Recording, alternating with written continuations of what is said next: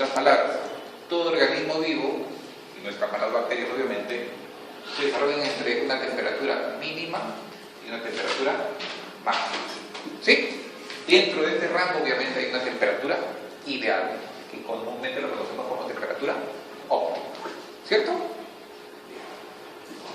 Y esta es la cinética que presenta justamente frente al tratamiento de temperatura de los microorganismos. Pero ¿qué me llama la atención de esa cinética? Esa cinética, observen, no es una cinética que presente una simetría, no describe una curva gaussiana, una curva simétrica, no, sino que es una cinética en la cual la primera parte de la curva presenta menos pendiente que la parte de la derecha. ¿Cuál es la explicación? La explicación es la siguiente. Si esta es la temperatura óptima, si una célula bacteriana se la hace crecer por debajo de esta temperatura óptima, lo único que uno hace es enlentecer o detener parcialmente la velocidad de reacciones de esa célula. Las reacciones químicas me refiero. Es decir, la caída de la temperatura disminuye la energía cinética de la molécula.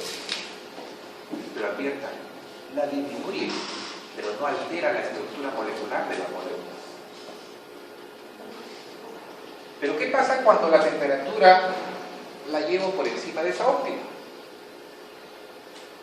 Pues bien, bastarían solamente algunos escasos grados centígrados para que, si bien es cierto, teóricamente la energía cinética se incrementa, pero esos cuantos grados centígrados que yo pueda incrementar condicionaría ya desnaturalización tanto de proteínas como enzimas. Entonces, ¿qué pasa si, por ejemplo, se alteran enzimas esenciales, por ejemplo, polimerasas? La célula ya no podría dividirse. La célula, obviamente, moriría. Entonces es más drástico el cambio cuando las temperaturas están por encima de esa óptima. ¿Entendió? En función a eso, a las células microbianas, nosotros las agrupamos en distintas categorías. Las cicrófilas son formas microbianas cuyo óptimo de temperatura está entre unos -5, -10 grados centígrados hasta cerca de 12 grados centígrados. Estas son las llamadas cicrófilas. Ciclo significa frío. Luego también tenemos las mesófilas, que van desde aproximadamente los 8 grados centígrados hasta aproximadamente los 48 grados centígrados. ¿No? Son rangos, ¿no? No es tampoco un valor exacto, son rangos sencillamente. Tenemos las termófilas, entre los 40 grados aproximadamente hasta los 68 más o menos, son las termófilas.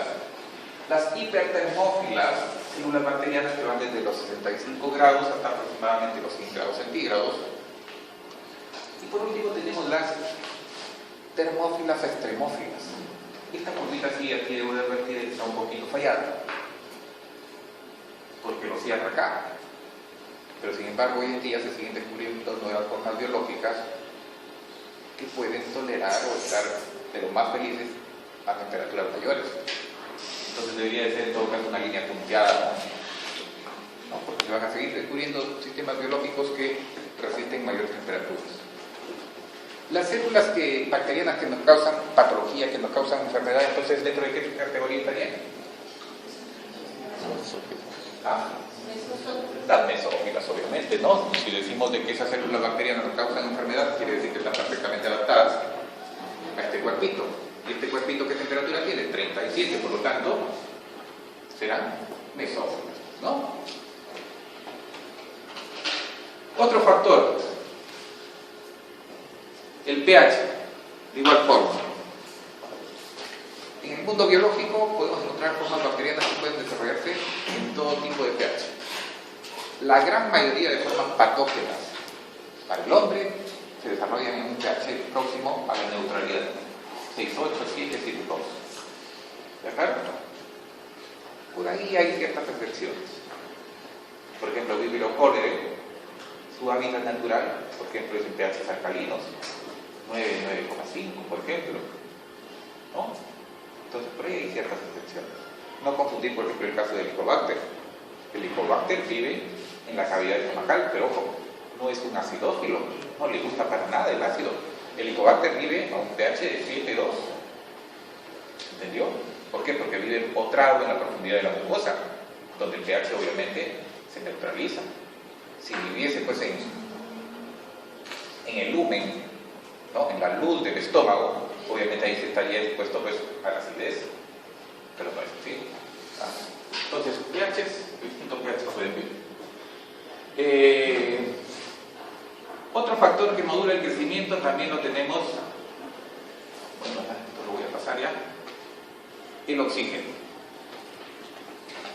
Tubo de ensayo, cuerpo líquido. Los puntitos no son gérmenes, por si acaso. Los puntitos me están representando oxígeno, la tensión de oxígeno. La mayor tensión de oxígeno obviamente va a estar en las zonas próximas a esa interfase líquido-gas, mientras que la menor tensión de oxígeno obviamente en las partes más profundas.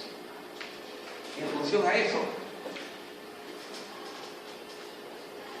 ¿qué pasa si en un tubo de ensayo yo veo crecimiento al cabo de 24 horas, un crecimiento en la parte superior?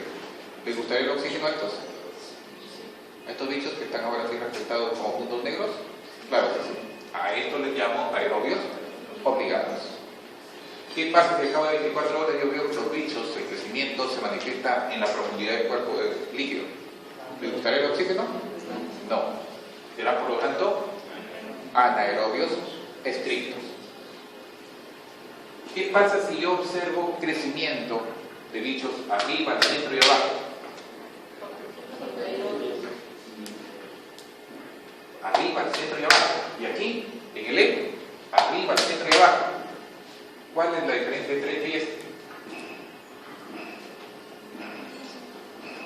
Estos crecen arriba, al centro y abajo. ¿Pero dónde son más felices? Arriba. ¿Cierto? Pues bien, a eso les llamo aerobios facultativos. Mientras que a estos que les da igualito estar arriba, al centro, abajo, ¿cómo les llamo? Anaerobios aerotolerantes, o lo que comúnmente nosotros lo llamamos en el laboratorio anaerobios facultativos. Les da igualito donde crezca. ¿Se entendió? Esa es la gran diferencia entre estos y estos. Y este tubo que me falta, ¿les gustaría el oxígeno? Sí. ¿Les gustará más o menos que el primero? Menos. Estos que les guste el oxígeno, pero sin embargo altas tensiones les puede resultar tóxico, sin embargo a esto le llamamos microaerobios. ¿Se entendió? Fácil. Esa es la clasificación en función a la utilización o a la disponibilidad de oxígeno. Pueden estar el potencial de agua y otros factores más. Preguntas, muchachos.